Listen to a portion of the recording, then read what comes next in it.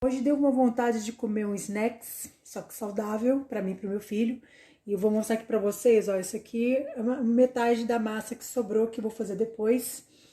O restante tá lá no tabuleiro, no forno, né? Eu uso o rolinho, né? Esse tipo de rolinho aqui. Ali, gente, deixa eu mostrar pra vocês melhor, peraí.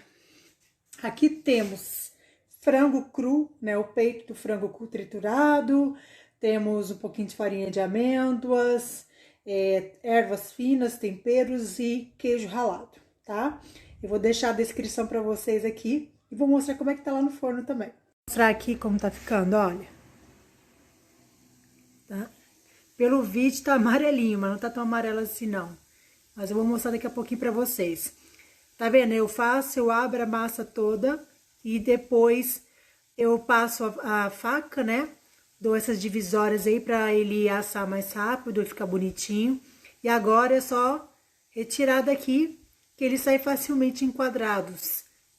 E fica um snack super gostoso, crocante aí pra gente beliscar. Aqui, gente, que maravilha! Super crocante.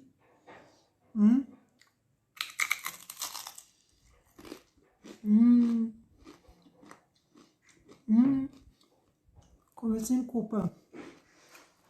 Então, vê se abandona essas receitinhas cheias de aveia.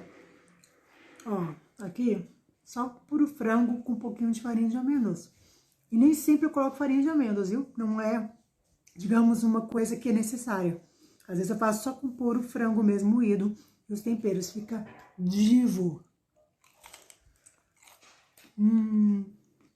Gente, eu quis aproveitar o restante daquela massa que eu tava fazendo os snacks.